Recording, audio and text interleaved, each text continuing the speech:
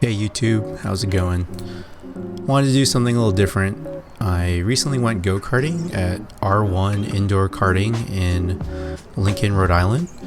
It was my first time there, and in this clip, this is the second race that I did with a bunch of friends. Although this is the first race that I did with the higher speed, with the go-karts going up to 35 miles an hour. And it's just a race that I kind of wanted to point out on what you should not do when you go go-karting. And I know a lot of us, we want to be as fast as we can, you want to get around slow people, and I think that there is a right way to do it, and in this video we're going to see definitely the wrong way to do it. I guess we won't be next to each other. Alright, so time to head out, and again, I'm getting used to the speed of the cart at the higher setting, so I'm trying to feel it out. And right away I realize that this person in front of me is not too fast, and so I'm gonna try and make myself known to this driver first before I do anything crazy.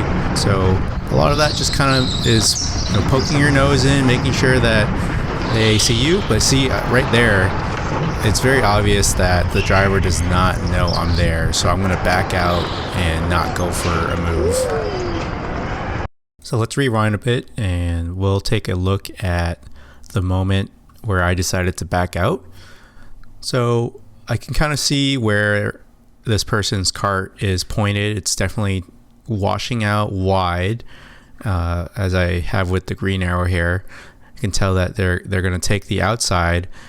And what really lets me know that this person has not acknowledged me is that if we look, their helmet never really acknowledges me, never glances over. They're still looking forward. And so I cannot confidently know that this driver has acknowledged I'm here. And so for me to then just dive in and expect this driver to give me room is probably unlikely. With random go-karting and strangers, you never know their skill level. And so if this was somebody that I knew, or I was in a higher skill level of go-karting, sure, I would expect someone to leave some room here. But with someone who I'm not sure what their level is, this is just not a good move. And so this is ultimately what led me to back out. So fortunately for us, we were able to get through because of that person spinning out, and I just continue on my way. This hairpins were definitely a challenge, especially with the cart now being quicker, and it continued to be a challenge throughout the rest of the day. But here we finally get some clean traffic. We do have somebody in front of us, but it seems decently quick. And I continue just feeling out the cart and understanding the grip.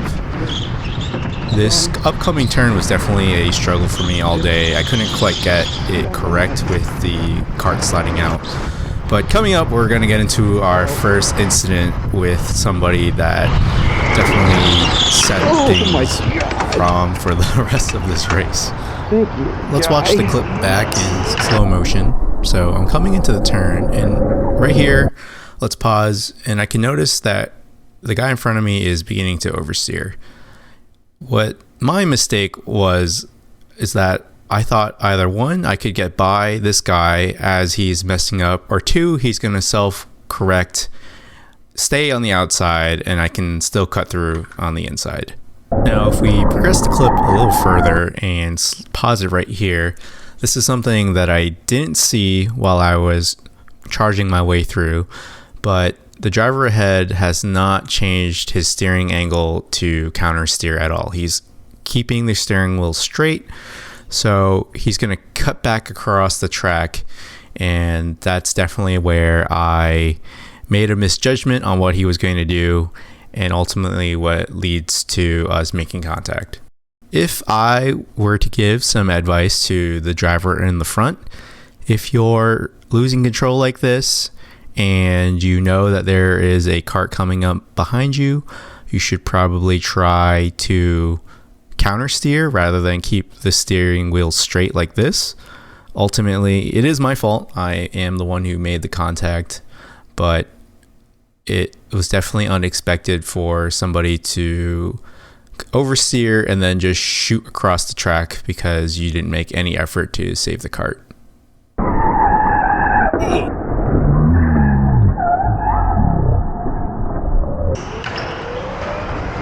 Change his line.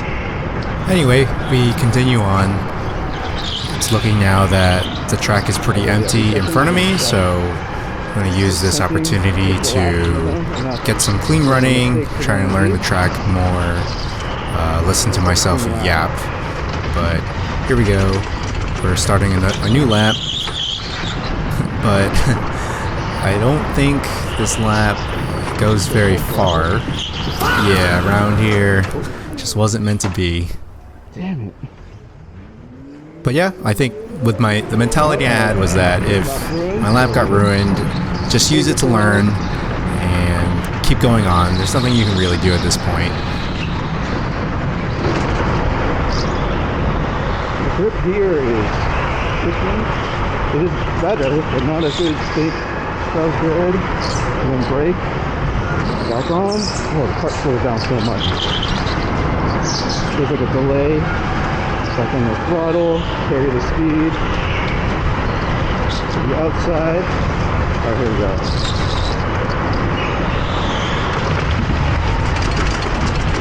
Off throttle. Tip in. A little oversteer. Oh, come on. Alright, it's a wash. Another learning lap. Let's go. Off. Back on. And off. Back on. Wash out. Carry speed. Don't have to go super wide. Apex. Go out. Go off. Back on. The grip is good. The grip is good. It's tricky here. Brake. Back on throttle. Brake. On throttle. Brake. Tip in on throttle. Let's go. Alright, around here it starts to get pretty interesting. As we're coming up on turn 1, you can see that somebody has spun out and someone just charges through all the traffic. I wouldn't recommend that, but that's definitely a way to get by. But now I'm stuck behind number 12 again, the same guy who spun me out earlier, and the guy who just dive bombed all of us.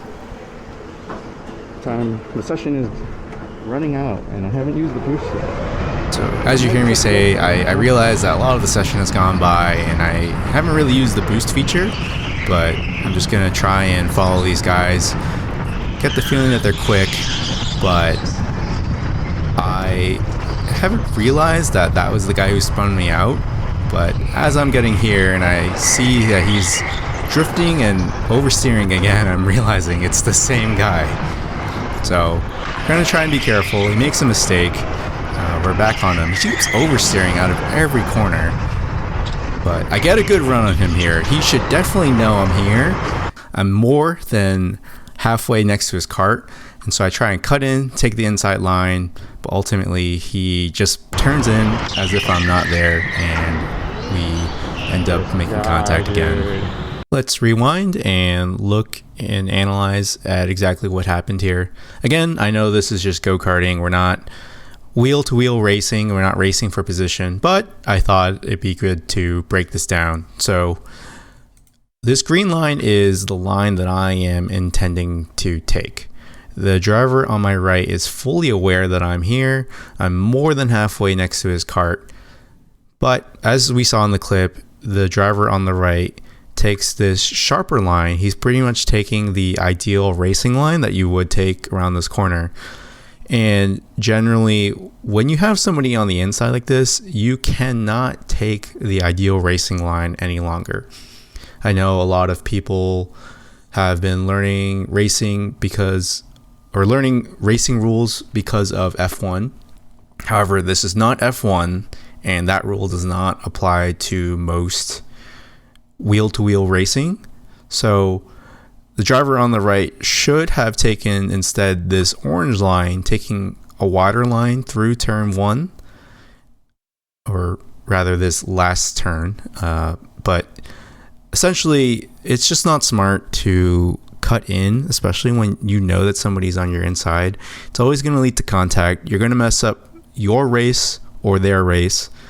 Again, I know it's go-karts, there's not many consequences, but in actual wheel-to-wheel, or if you're sim racing, this is leading to the end of your race or to a really big incident. So my advice to this driver is that you got to leave the space. All the time, you got to leave the space.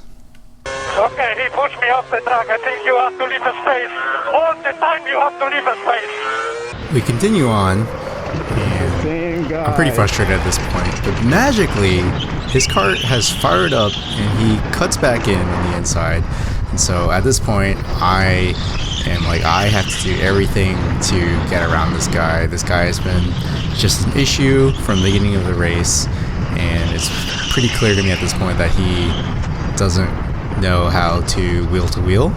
So yeah, we just continue to chase him, see what we can do. He always oversteers at that corner. I don't know what it is. We're cutting through the hairpins. It's a little messy on my end, but I'm sticking with him. And up ahead, we see him murder my friend. It's the same scenario where he just dives in and plows through you as if you're not there. Let's break it down, and we'll see how this is very different from the incident I had with him on the previous lap. So if we look ahead, we can see that the car in front is already beginning to turn in. He has already made his intentions clear. He's turning now. And if we look at where number 12 is, he's actually not even alongside the car in front of him at all. So the car in front has no obligation really to even leave him any space. He's not even there at the apex. He's not there to contest. He's not able to present himself that he's alongside. He is pretty much a whole cart behind the cart and ahead. But we'll fast forward a bit and go to the point of contact. So right here, yeah, cart number 12, he's basically just driving into the back of the cart that was ahead, taking this really awkward line and just, again, not acknowledging or not respecting that there was somebody in front of him taking the apex. And so, yeah, this is a massive slap on the wrist. This would be a penalty in any kind of sim racing or real racing. So yeah, number 12, I don't know what you were thinking about here, just bad driving. So fortunately for number 12, he kind of gets a jump start and still is maintaining the lead over me, so we'll just continue to chase him. At this point though, I'm pretty frustrated at this guy, just seeing him take out my friend, so I'm pretty dead set on trying to catch him. End up making a mistake because I carried so much speed through that turn and paid a price for it. But he makes the same mistake in that same corner, oversteers massively again. Had a guy behind me kind of poke his way through, so realizing now that I got somebody pretty quick behind me. Crucially here, I glance to make sure that he's not going to dive on me like he just did on the previous attempt. Get by some slow people. Continue our way through. Going to try and be a little bit more cautious as we go through the second turn so I don't hit that wall again. But at this point, I'm definitely taking the turn completely wrong. So this is a pretty funny moment. That's not how you pass!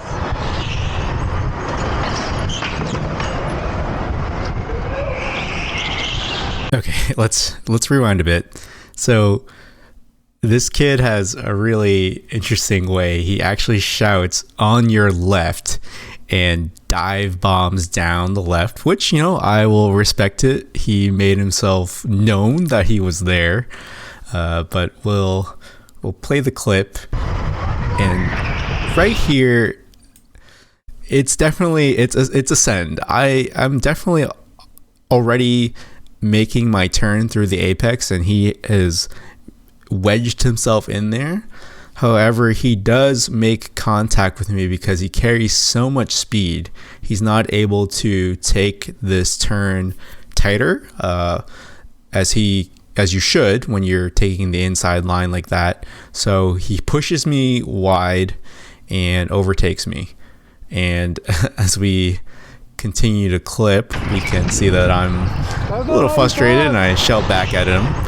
But coming up on this next turn, I try to do the same thing to him. I am pretty alongside him at this point, and I send it up through this upcoming hairpin. But again, knowing that I'm on the inside, I know that I have to take this tighter, but I'm going to try and obstruct him a bit. I do get ahead of him. However, I get hit from the back, which causes me to have a moment of oversteer. But I get past him, and I'm sure he wasn't too happy about it. But I wasn't about to let somebody who nudged me out overtake me. Continuing on, we're hunting down number 12, and coming through the hairpin here, and now the sweeper. They actually made contact up ahead, which I didn't see while I was racing, but now watching the video I see that. So we continue to chase. 12 takes a really sharp inside line through that first turn, and now this looks completely intentional. Number 12 just swings out and just drives through the back of that driver ahead. I don't know what his game plan there. Don't know if they're buddies. Don't know if he is trying to troll his friend, but that looked pretty intentional. We'll slow it down again and watch it.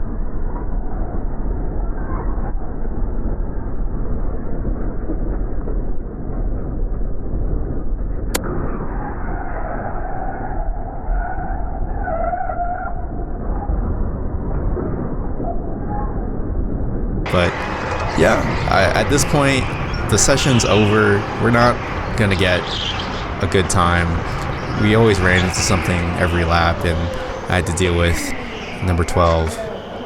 But yeah, that's the end of this video.